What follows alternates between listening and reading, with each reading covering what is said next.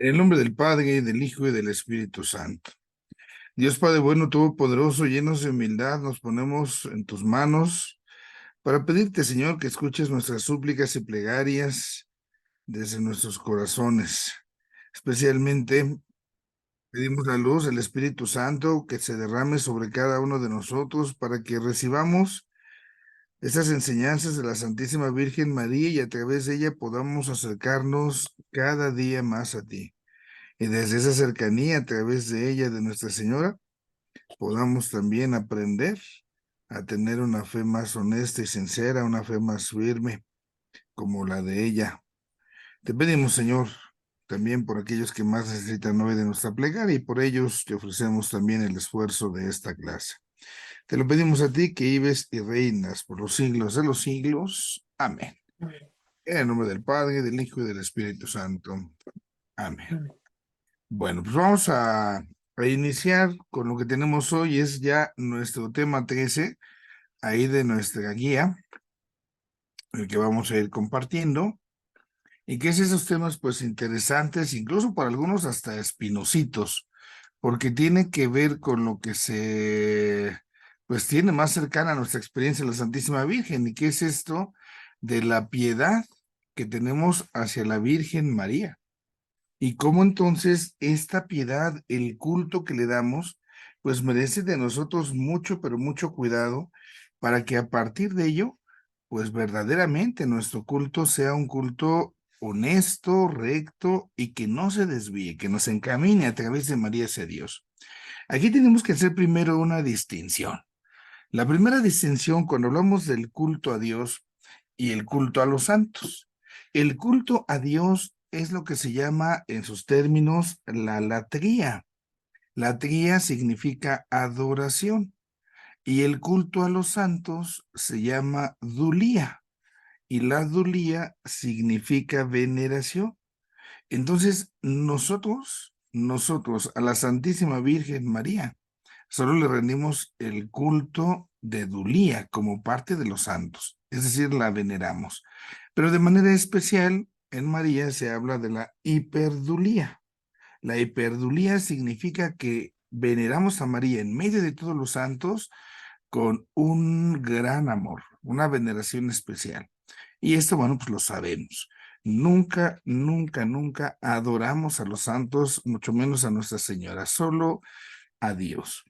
Y acá entonces tener en cuenta que el culto que le damos a los santos, ese culto de dulía, de pedulía, es entonces porque han colaborado en la obra salvífica de Cristo, porque están relacionados con Cristo, y es esta parte la que no podemos pasar por alto.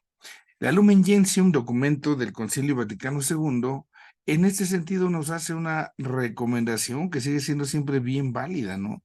Tenemos que evitar los excesos que muchas veces se dan en el culto a la Santísima Virgen María, porque honestamente podemos darnos cuenta, no sé, el 12 de diciembre, todo mundo, es así, todo mundo vamos a misa, todo mundo es guadalupano, pero el resto del año, pues para nada, ¿no?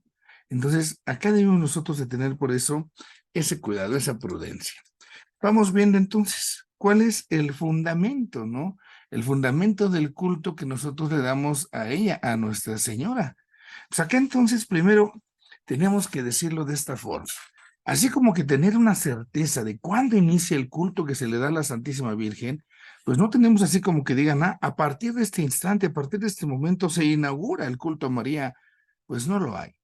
Pero nos damos cuenta en la Sagrada Escritura, Lucas 1, 42, 45, que ya hay una alabanza a María.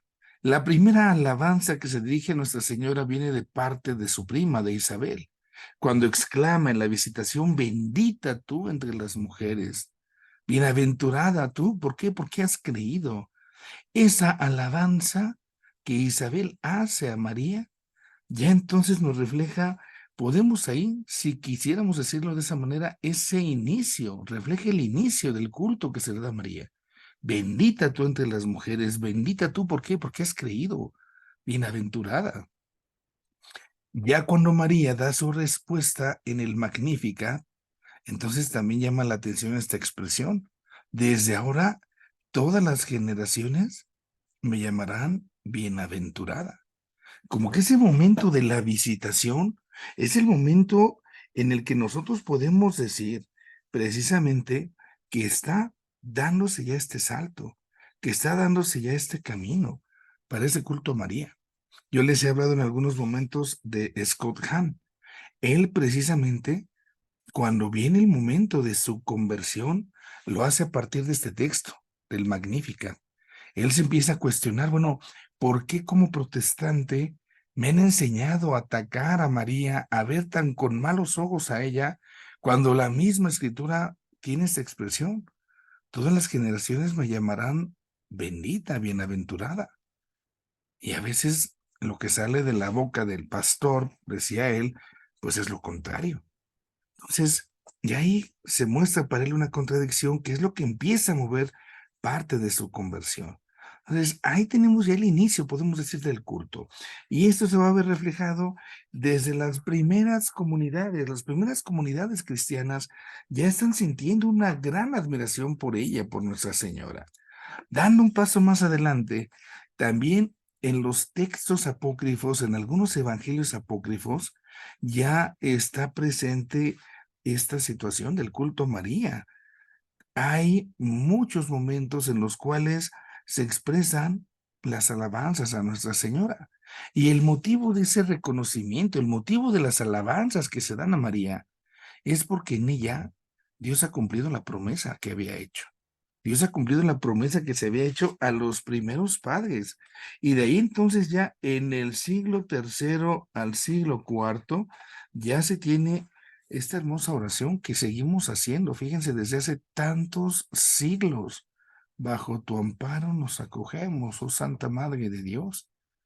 Más adelante, Concilio de Éfeso proclama a la Santísima Virgen como la Madre de Dios. Y así entonces el Concilio de Éfeso en el año 430, con esta afirmación, todavía le da un empuje mucho más grande a este culto a la Santísima Virgen. Ese amor a María, ese culto, decíamos nosotros, de hiperdulía, de una veneración por encima de todos los santos, hace que crezca entonces el amor a Nuestra Señora y vienen precisamente para nosotros todas esas celebraciones en honor a ella, a Nuestra Señora. Hay un documento muy interesante, Marialis Cultis, este modelo interesante, entonces lo escribe Pablo VI, y ahí él nos habla de cuáles son los motivos, de cuáles son las razones para entonces dar ese culto a Nuestra Señora. Él lo expresa, el Santo Padre expresa, le damos culto a María porque porque es la madre de Dios. Y al ser la madre de Dios, caray, pues está por encima de todos. Entonces, eso le da una dignidad única a María. También María ayuda, colabora en la obra de Dios, en la obra de la salvación. María tiene una santidad única, singular. También el Papa destaca, ¿no? El valor de la intercesión de María. ¿Por qué? Porque María para nosotros es un miembro ejemplar en la comunidad, en la Iglesia. María es un ejemplo para seguir, un ejemplo de cómo se es discípulo, un ejemplo de cómo precisamente se tiene que seguir a Dios. Ese es el valor teológico. Por eso el culto a María tiene todo un trasfondo. A veces nosotros este culto a María, la piedad a María, pues la conocemos y la vemos como una cosa muy simple, muy sencilla. Ay, pues hay los que van a ir, hay los que dicen por ahí las gentes, ¿no? El 12 de diciembre, hay los que se visten de inditos para ir el 12 de diciembre. Voy a vestir a mi niño de indito para ir. Detrás de todo ese tipo de expresiones, las veladoras, el rosario, tantas formas de venerar a María, hay también mucha teología. Hay todo un sustento, no porque se entienda luego como una mera expresión de religiosidad popular, parecería como que no tiene algún sustento. Cosa más equivocada. Claro que lo tiene. Y así entonces también se va configurando esa presencia de María en la liturgia. Y esto se descubre como una necesidad. ¿Por qué? Porque precisamente celebrar a María va a ser celebrar a Cristo, va a ser celebración de los misterios que nos han dado la salvación. Ese es el motivo por el cual celebramos a María. Por eso es necesario. A través entonces de las celebraciones marianas en nuestra liturgia, nosotros podemos decir, vamos a ensalzar esos misterios que nos han dado la salvación. Y esa salvación es todo lo que Dios hace por nosotros. Así entonces nosotros descubrimos, por ejemplo, en María, cómo Dios Padre, a través de Cristo en el Espíritu, entonces está actuando su salvación.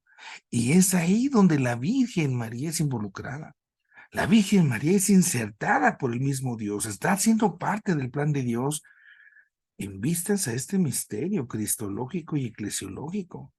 María entonces interviene así de varias formas, de varias maneras en la obra de salvación. Por eso todas las misas de la bienaventurada Virgen María tienen un motivo, tienen una razón de ser. Si nosotros nos fijamos en todos los títulos que se le otorgan a Nuestra Señora, pues detrás de ellos está esta parte. Se está ensalzando, se está destacando la obra de salvación, donde María interviene. ¿Por qué? Porque el Padre Dios así le ha involucrado. Y así por eso nosotros al celebrar a María, lo que estamos haciendo es también celebrar nuestra propia salvación, nuestra propia redención. Y eso es algo que no podemos dejar de lado. Y entonces, en esto de lo que se refiere precisamente a esa devoción que se va surgiendo, pues nosotros podemos darnos cuenta, esa devoción a María tiene una especie de guía y la guía va a ser el Espíritu Santo. El pueblo de Dios ha tenido esa intuición de buscar a Nuestra Señora con distintas formas, con distintas expresiones, y podemos decir nosotros, ¿quién hace esto? Es el Espíritu Santo el que mueve, es el Espíritu Santo el que está guiando. Y es así como entonces el pueblo conocemos el poder de la intercesión de ella, de Nuestra Señora. Ella nos protege en todas las necesidades, nos socorre en todo peligro. Y esta parte para nosotros es fundamental, que jamás, jamás, jamás, jamás la desconectemos de esta acción divina. La Santísima Virgen María tiene la presencia que tiene el peso, digamos, que tiene entre nosotros por la acción de Dios, simple y sencillamente, simple y sencillamente. Y allí entonces van a empezar a surgir tantas, tantas expresiones de lo que llamamos nosotros la piedad popular. Y todas esas expresiones de piedad popular, pues son expresiones de admiración, de esa admiración que el pueblo tiene ante la belleza, ante el encanto de María. María es bella, no me refiero a una belleza física, una belleza exterior. La belleza de ella, de Nuestra Señora, consiste precisamente en que está participando en esa obra salvífica. Es ella la que es involucrada de parte de Dios hacia este caminar. Y de aquí entonces brotan, y nosotros lo vemos, lo sabemos, brotan cantos, poesías y tantas, tantas expresiones de ese amor, de esa admiración, y contra la opinión de muchas personas. Esto no es idolatría, es reconocer y es exaltar a María. Yo les puedo participar en la experiencia propia aquí en la parroquia donde estoy, cuando nos vamos caminando a la basílica, ¿no? Gente que a lo mejor le falta tanto crecer en su fe, que le falta tanto a lo mejor acercarse a Jesús Eucaristía, pero que ciertísimamente cuando hacen ese camino hacia la basílica, ellos con su sencillez van expresando tanto y van llevando tanto entre sus alientos, sus sufrimientos, sus penas, todo eso se lo ponen en las manos a ella. ¿Por qué? Porque la reconocen como la madre, una madre que cuida, una madre que escucha, una madre podemos decir que en ese sentido resuelve. ¿Y por qué resuelve? Pues porque es intercesora, porque ella le pide a Dios por nosotros, porque nosotros somos sus hijos y somos hijos de ella gracias a Cristo, que nos la dio como madre. Entonces, cuando vamos a ver a la madre, estamos ahí también reconociendo el regalo que el Hijo nos ha dado.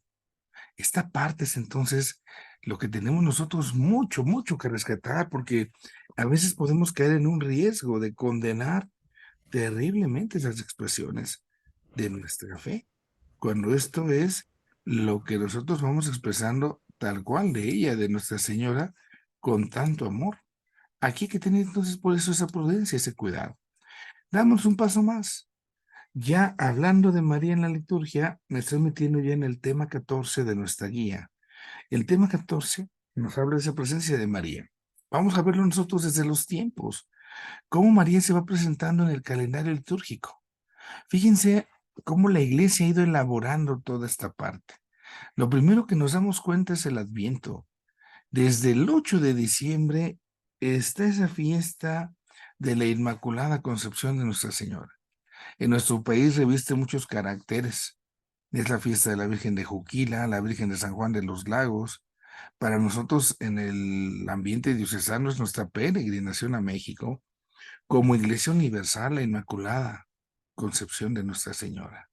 Bueno, en todo este primer paso, nosotros nos percatamos de lo que está sucediendo.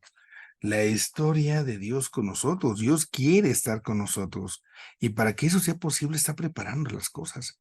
Ese es el primer momento, es el primer ingrediente. Dispone de esa manera María para el momento de la encarnación. El hecho de que María sea sin mancha, de que sea inmácula, sin mancha, inmaculada, es entonces como Dios está preparando el templo de su Hijo. Y así nosotros, en el tiempo del Adviento, es un tiempo para prepararnos igual, para ser inmaculados, para quitar esas manchas que pudiésemos tener en nuestro corazón. Y en razón de ello, pues entonces ahí, tal cual, podemos a pensar que vamos a recibir a Jesús, que vamos a recibir al Hijo. Así entonces María Inmaculada es ese anuncio alegre, ese anuncio sencillo. Dios está con nosotros, Dios está llegando, Dios está llegando. Se dice con esta comparación. El Adviento y esta fiesta de la Inmaculada es como la aurora al día. Se está anunciando la llegada del amanecer, se está anunciando la llegada del sol. Por eso, en muy buena medida, se dice que Adviento es un tiempo mariano. En la Navidad, en el tiempo de la Navidad, en la liturgia nosotros tenemos estas dos fiestas. Propiamente, 1 de enero, la solemnidad de la maternidad de María. Vamos mucho a misa ese día y a lo mejor luego no nos percatamos. ¿Por qué? Porque llevamos en el pensamiento más bien esta mente que tenemos de ir a dar gracias por el año que acabó, para encomendarnos el año que empiece y eso, pero si nos damos cuenta en la liturgia, es muy rica en el contenido mariano, porque es una manera muy hermosa en la cual nosotros podemos decir, iniciamos ese año. El año nuevo lo iniciamos encomendándonos a esa maternidad divina. Ella, la Madre de Dios, se traslada después a esa maternidad espiritual que ya vimos. Así como es Madre de Cristo, es Madre de nosotros. Y por ser Madre nuestra, también nosotros encomendamos nuestra vida, a su protección, a su cuidado. Más adelante, el 2 de febrero, en la fiesta de la presentación del Señor, pues también tenemos otro momento importante. Este momento en el cual recordamos cómo María, José llevan a Cristo, al niño, al templo, todas las profecías que se hacen en torno a la vida de Cristo y al padecimiento que va a tener ella, Nuestra Señora, ¿no? Y entonces, en esta dinámica, nos damos cuenta cómo en María se está cumpliendo lo que Dios ha anunciado y son celebraciones que siempre van de la mano con Cristo. Toda celebración mariana tiene que ir de la mano con nuestro Señor Jesucristo. Lo mariológico nunca se va a poder separar de lo cristológico. Más adelante tenemos estas fiestas, 25 de marzo, la Anunciación, 15 de agosto, la Asunción de María, pero hay un formulario de misas, yo no sé si alguno lo conozca, lo tengan ahí en sus parroquias, que se elabora en 1987 y que tiene todas estas celebraciones. 46 misas. 46 misas son las que se tienen muy específicas de María en conexión con Cristo. Y de manera recurrente está la celebración de la Santísima Virgen María en sábado. Esos entonces los tiempos predilectos para celebrar a María. Ahora, para nosotros María, pues es un modelo. En el culto, cuando veneramos a María, encontramos en ella para nosotros un modelo para la vida de la iglesia y un modelo único, un modelo extraordinario. La Lumen Gentium subraya en el número 64. Es modelo en la fe, es modelo en la caridad, es modelo en la unión con Cristo, es modelo en la fe porque María cree como nadie, María cree como ninguna. La Santísima Virgen María da su sí, da su fiat a pesar de todo y contra todo. La caridad la vemos desde el inicio, cuando María, a pesar de que era la madre del Hijo de Dios, cuando está encinta, no se detiene y de inmediato sale, presurosa, dice el texto, para ver a Isabel. Entonces, para nosotros María es un modelo, un ejemplo, esa unión con Cristo, ¿no? El Papa San Juan Pablo II dice también de María es una mujer eucarística. ¿Por qué? Porque en ella todas esas actitudes que tenía hacia Jesús, hacia el misterio, son las actitudes que Nuestra Señora nos enseña para celebrar la Eucaristía, para participar de la Eucaristía. Entonces María es un modelo único para nosotros. Es modelo porque es virgen oyente. Es virgen oyente, porque la virgen, nosotros damos cuenta, ahí está, escuchando lo que Dios tiene que decirle. Si María es quien es, si María es la Madre de Dios, es porque ha escuchado precisamente en el momento de la anunciación, escucha la palabra de Dios. Si María es quien es, escucha las bendiciones de Isabel en la visitación. Y entonces nosotros nos damos cuenta cómo María nos enseña a escuchar, tener una actitud de meditación, una actitud meditativa, para que entonces se comprenda lo que va sucediendo en la vida. Dice el texto que María iba guardando todas esas cosas en su corazón. Ese texto de manera particular a mí siempre me ha agradado, porque en el griego, si lo quisiéramos traducir de una manera más literal, se diría más o menos que María guarda las piezas del rompecabezas en su corazón. Y así es nuestra vida, la vida de todos. Es como un rompecabezas que nosotros tenemos que ir recolectando estas piezas y en algún momento ya decimos, por esto, para esto voy armando el panorama. Y así entonces nosotros como iglesia, ante Cristo, que es la palabra de Dios, tenemos que escucharlo como lo hace ella, tenemos que recibirlo, proclamarlo como fue y lo hizo con Isabel y venerarlo.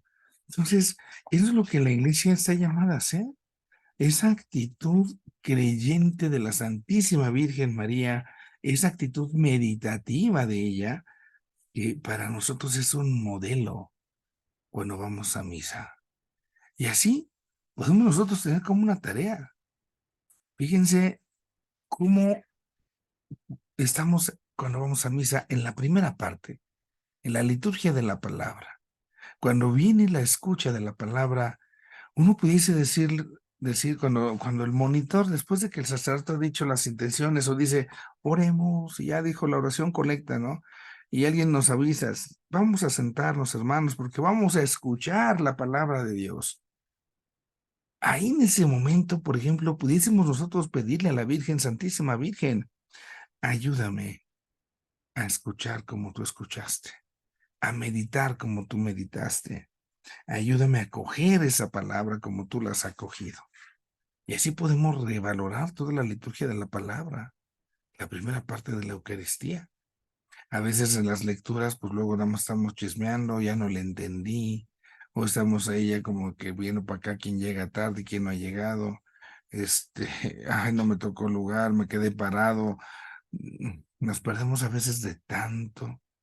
La liturgia de la palabra es Dios que nos está hablando, Dios que nos está dando esas piezas del rompecabezas y donde yo tengo que armarlas.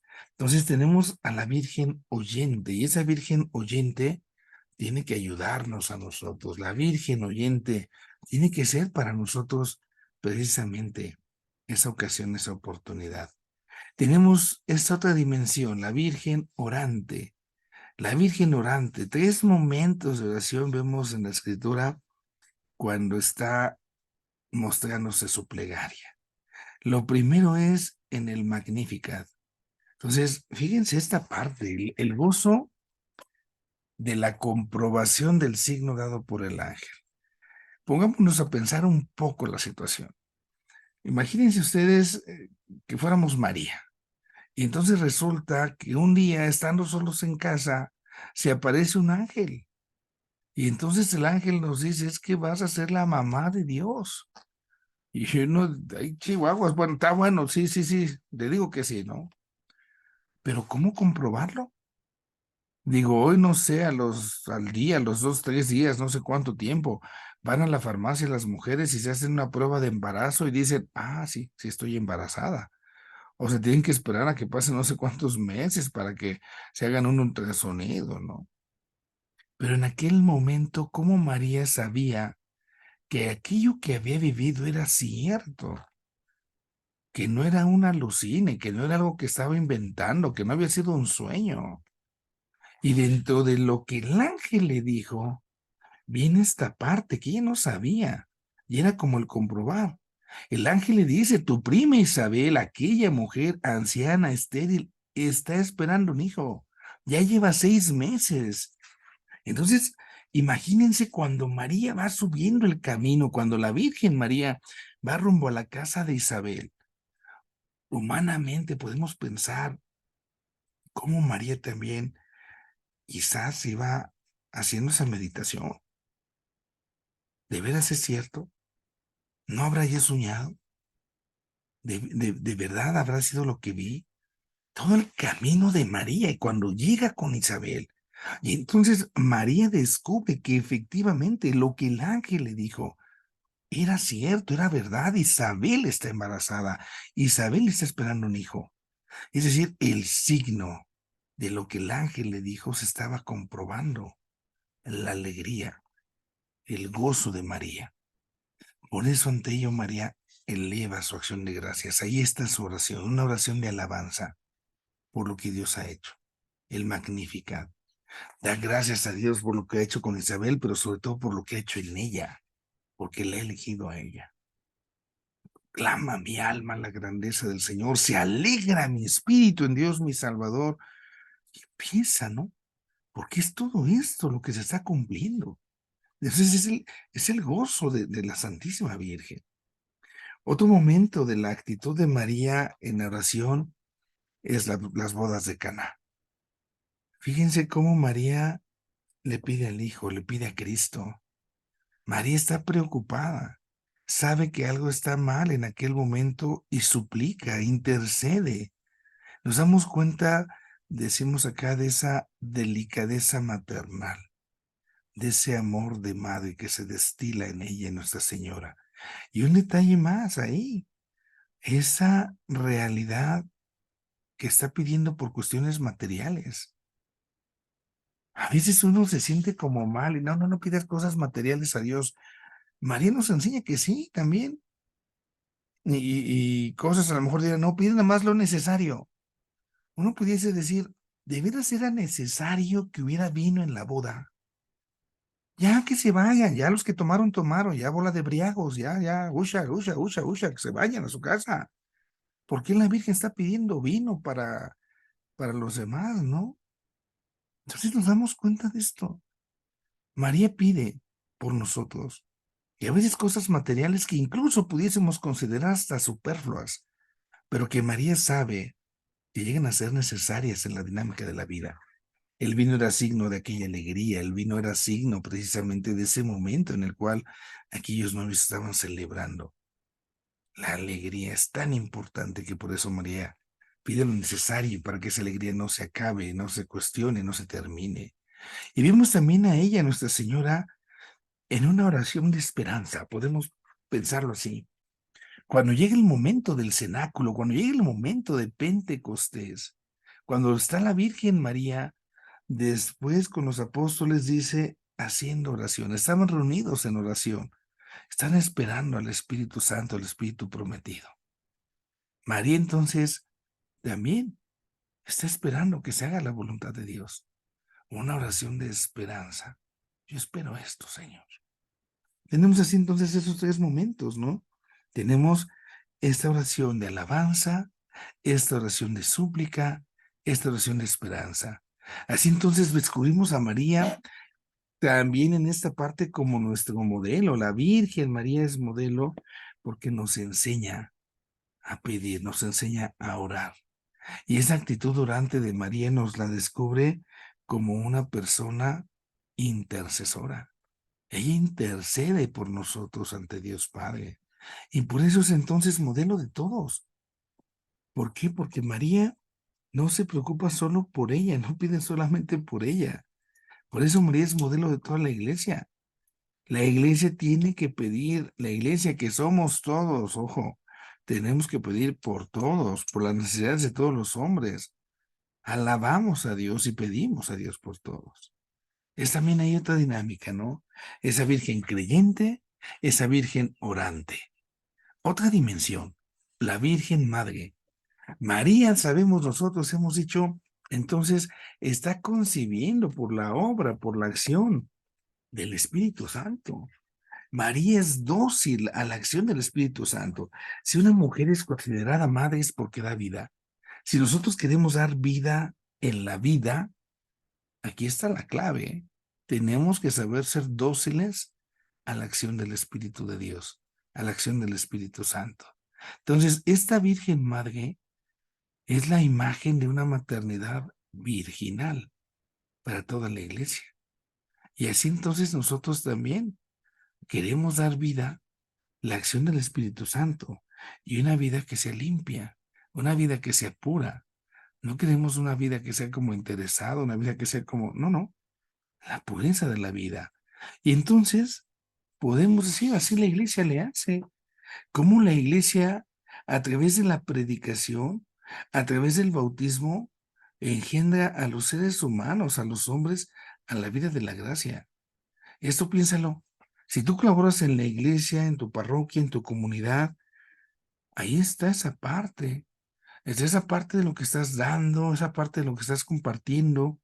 ¿En razón de qué?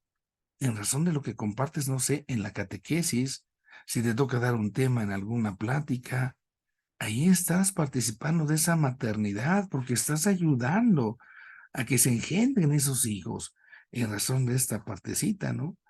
Esto es lo que ofrecemos. Y hablando de esa encarnación que nosotros podemos leer en el bautismo, pues fíjense en esto, cómo la Virgen María es precisamente quien es, decíamos, porque es madre de Cristo. Entonces, el momento culmen para María en todo este actuar, cuando empieza a iniciarse la situación, es la encarnación.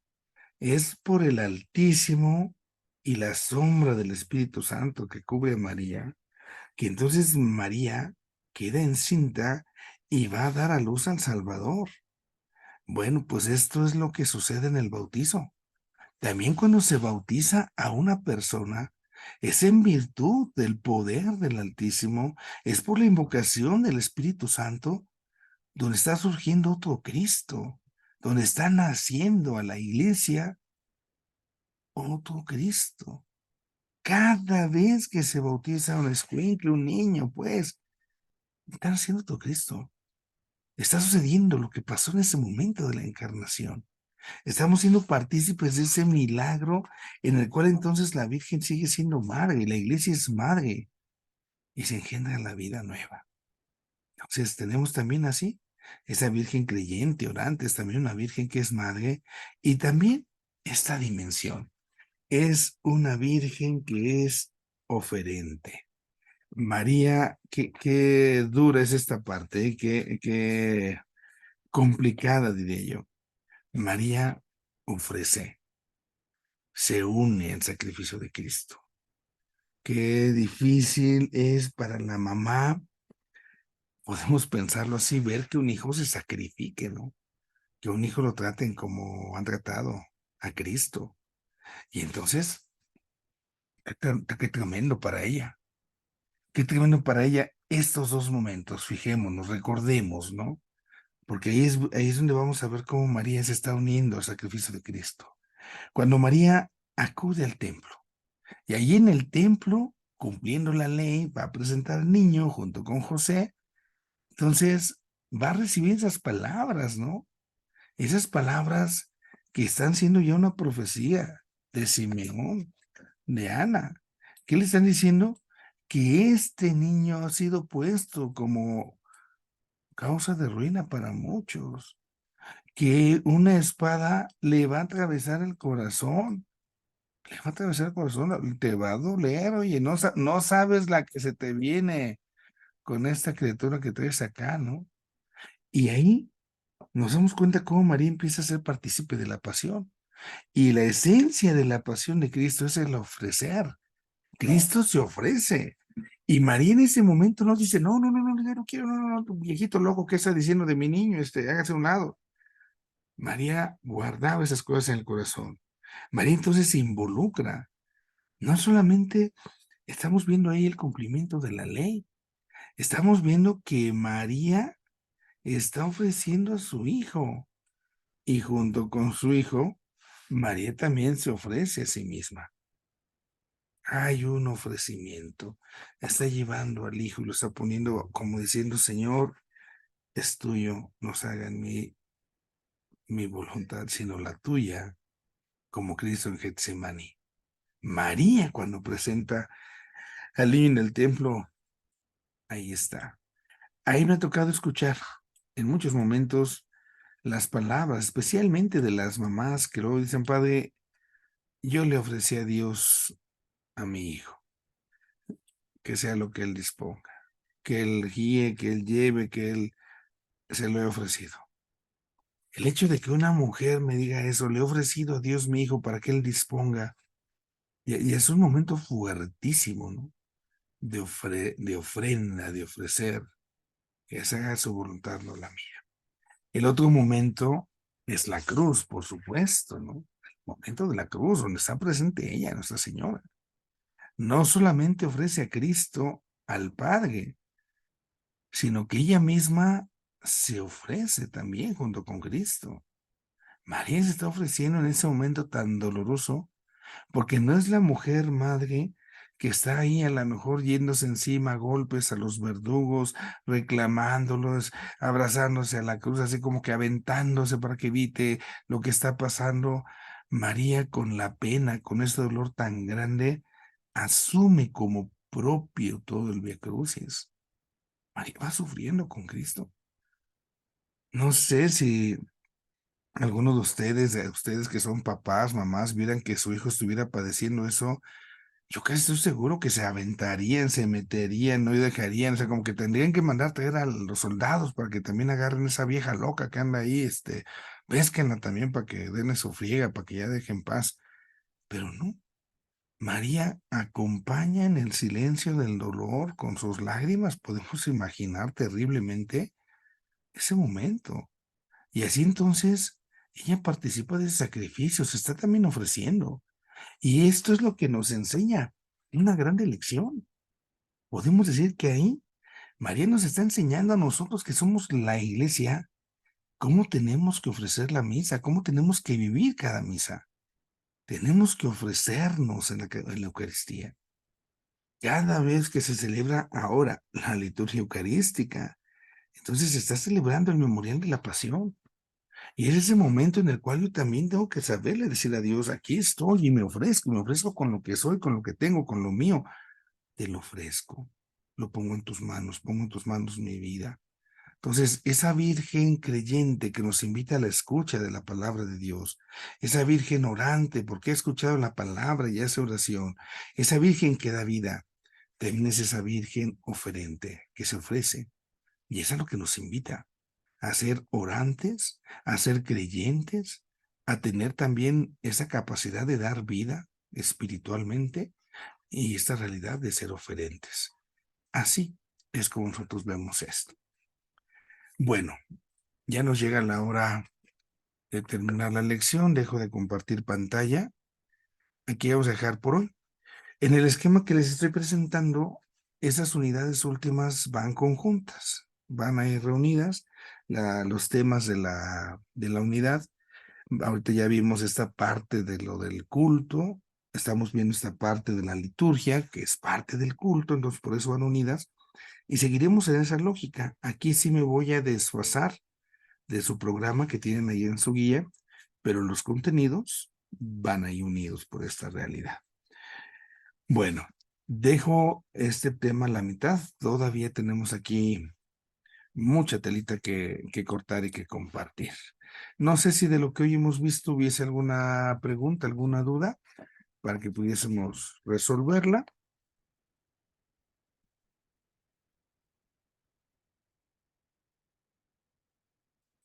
Creo que no. Échale Creo una, que no. échale una leidita y vamos a ir platicándolo entonces también, por si hubiese alguna realidad que pudiésemos enriquecer, que pudiésemos nosotros también ahí pues profundizar. Vamos a hacer nuestra oración. En el nombre del Padre, del Hijo y del Espíritu Santo. Dios Padre bueno, todopoderoso, llenos de humildad, te pedimos que escuches nuestra plegaria en esta mañana. Especialmente ponemos en tus manos a aquellos que más necesitan de tu ayuda, de tu gracia, de tu auxilio, y que la intercesión de la Santísima Virgen sea el mejor modo, el mejor medio para que esta plegaria llegue hasta ti. Ayúdanos a aprender de ella. Ayúdanos a venerarla y amarla a ella, para que descubriendo en ella nuestro modelo de oración, nuestro modelo de fe, nuestro modelo de vida, nuestro modelo de ofrecimiento, también vayamos creciendo en nuestra vida cristiana. Todo esto, Padre Dios, lo ponemos en tus manos por Cristo mismo nuestro Señor. Amén. Amén. Esté con ustedes, Y con tu espíritu. nuestro poderoso Padre, Hijo y Espíritu Santo. Amén.